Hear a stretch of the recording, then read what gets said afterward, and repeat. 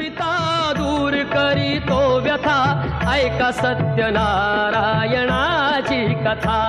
ही ऐका सत्यनारायणाची कथा, ही ऐका सत्यनारायणाची कथा। उल्कामुख राजा होता महाथोर, तयाची पत्नी होती सुंदर।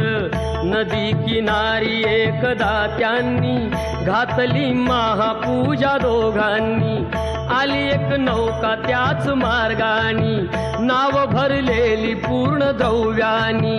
होती व्यापारी साधू बाण्याची, रीत पाहण्यास आला पूजनाची। उल्कामुख त्यास बोले ऐकावे, व्रत नारायणाचे आचरावे।